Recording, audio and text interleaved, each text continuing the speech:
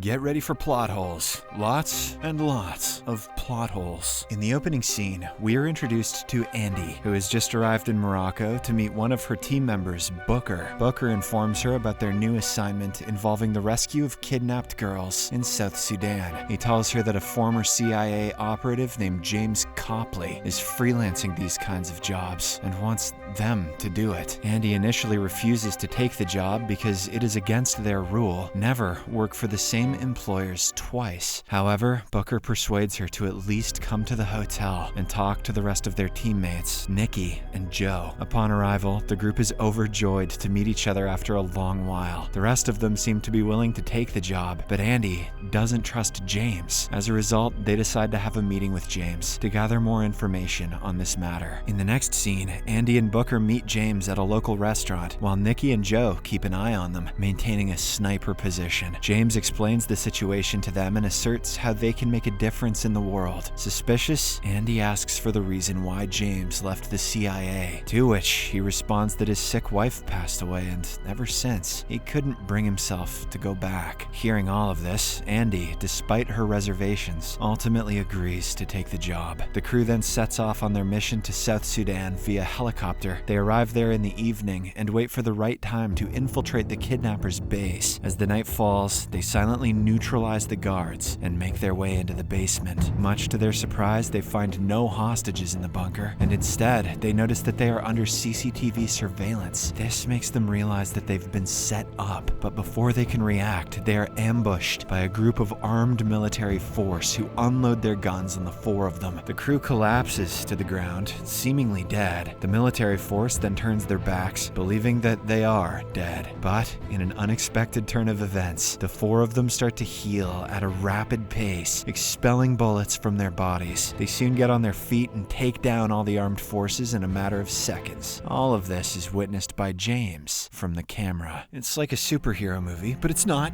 It's fresh. It's Netflix. In the aftermath, the crew buries their bloodied clothes in the sand before boarding a train. During their discussion about their next steps, Andy claims that they must find James because he knows who they are. Here, it's revealed that the four of them are century-old warriors with unexplained regenerative healing abilities. They use their vast experience to work as mercenaries, taking missions that help people. This is the first time that their secret abilities have been disclosed. Simultaneously, in Afghanistan, a squad of Marine soldiers led by Nile is tasked with investigating a group of women believed to be held captive by a terrorist. During interrogation, a woman silently gestures towards a room where the terrorist seems to be hiding. As a result, the soldiers break into the room and shoot the enemy in the chest. Nile then proceeds to check his pockets, but the terrorist fatally slits her throat. Back on the train, the four super warriors share a dream of Nile's death, which makes them realize that she's one of them. Andy then instructs the three of them to find James, while she goes to get Nile. On the other hand, we learn that Nile has survived as she wakes up in a medical tent. Her teammates are shocked when they notice that she doesn't even have a scratch from the injury. As a result, they decide to send her to Germany for more testing. This news saddens Nile because Germans do weird tests. So she sits in a corner and listens to her favorite song to calm herself down. But before she is transferred, Andy tracks her down and puts her at gunpoint. Nile asks about her identity, to which she introduces herself as Andromache of Scythia, because if it's not dorky as hell, it's not believable. She then knocks her down before abducting her from the military base. A while later, Nile regains consciousness and finds herself in the trunk of an army vehicle. In an attempt to escape, she kicks open the trunk and jumps out. Andy notices this and stops the vehicle. She then shoots her in the back of the head and waits for her to recover. When Nile finally opens her eyes, Andy tells her to accompany her if she wants the answers. The scene then cuts to England, where we are introduced to a pharmaceutical executive named Stephen Merrick, who is giving a presentation to potential donors for stem cell research. He tells them that he has the technology capable of eradicating human disease and extending lifespan. All he needs is investment. After the presentation ends, James, who is also present there, shows the video of immortals to Stephen. This leaves the latter in shock, so he orders James to capture the team as soon as possible. Looks like my half-brother and his magic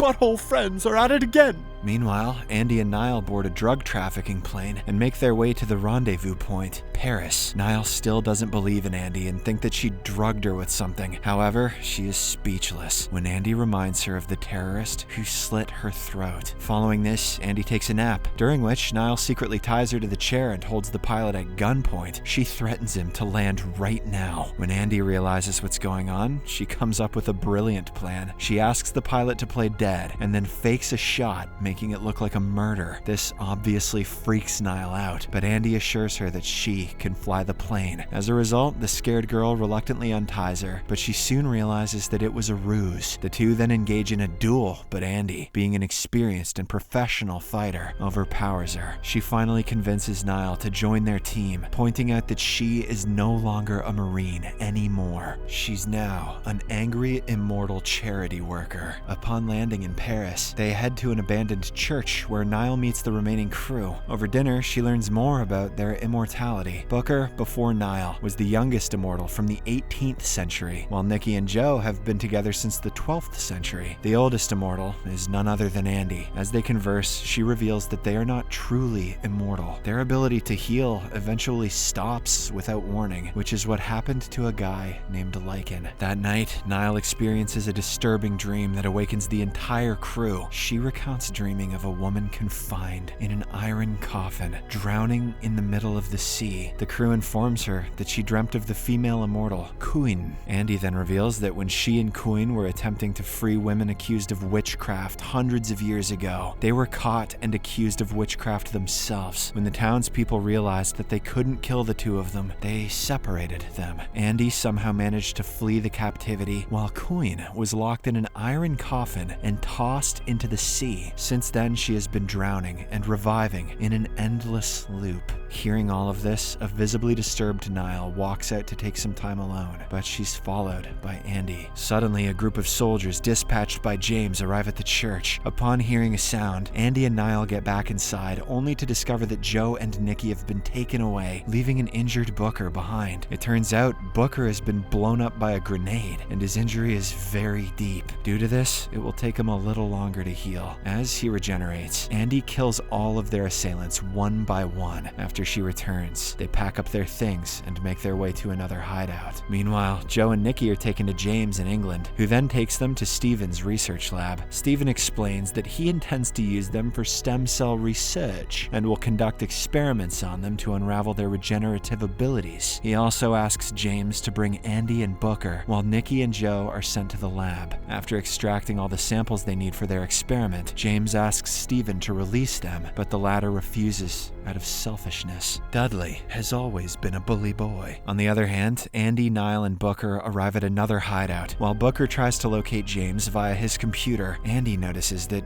she's still bleeding from the wound sustained earlier. Realizing that she isn't healing, she walks out to a pharmacy and buys a bunch of med supplies. She then returns back to her car and takes some time to grapple with the realization that her immortality has waned. On that same night, Nile wakes up from another bad dream and steps outside for some fresh air. There, she finds Andy, and the two talk about their families, also expressing the pain of being immortal. Their conversation is soon interrupted by Booker, who claims to have located James's whereabouts. Wasting no time, the trio drives towards the same, but as they prepare to break in, Nile refuses to join them. She says that she's got a family and wants to be with them before it's too late. This time, Andy lets her go, even allowing her to take the car and a pistol. Following this, Nile heads to the train station, while Andy and Booker enter the building to confront James. Once they find him, Andy demands information about her friend's whereabouts. At this point, Booker unexpectedly shoots her from behind and ties her up. He then admits that he set this up because he thinks Stephen might find a way to end their immortality. However, he starts to panic upon seeing that Andy isn't healing. Shortly after, Stephen and his men walk in and capture the two super warriors. James tries to protest, highlighting Andy's non-healing state and her potential death. However, Stephen doesn't seem to care, as he is willing to torture the immortals indefinitely to study them. When James continues to insist, he is knocked down by the guards. Stephen then takes Andy and Booker to his lab and restrains them alongside the other crew members. Elsewhere, Nile arrives at the station, but she soon finds out that her pistol is empty. Realizing Booker's betrayal, she heads back to James's place and demands to know what's going on. James then confesses that he has been doing research on Andy and her crew. He also tells her about all the good things they've done for humanity. He thought of helping the world by apprehending them, but he was wrong. Now that he has a change of heart, he decides to help Nile in rescuing her crew members. James then leads her to Steven's highly secured research lab. He briefs Nile about the patrolling guards and the research lab situated on the 15th floor. He also hands her a master card that can access any door of the building. With this, Nile arms herself with a gun and begins fighting the guards, making her way in. She soon locates the crew members and frees them. The five are together again, and they make their way towards Steven, taking down all the guards on their way. This time, the team prioritizes protecting Andy because she can't heal if she gets shot. They eventually break into Steven's office, but don't find him there. Just then, they notice the elevator going down, so Booker, Nikki, and Joe pursue via stairs, while Nile stays with Andy. However, it turns out to be a trick, as Steven confronts the two women, holding them at gunpoint. Just when it seems that the bad guy is about to win, Nile and Andy come up with a plan. They actually perform the same trick from the plane. Andy plays dead, which acts as a distraction, earning Nile enough time to tackle him. She then grabs Steven and jumps off the 15th floor before landing on a Car crash may not have killed Lily and James Potter. But that fall sure as shit killed Duds. A while later, she slowly recovers and comes to life, while Steven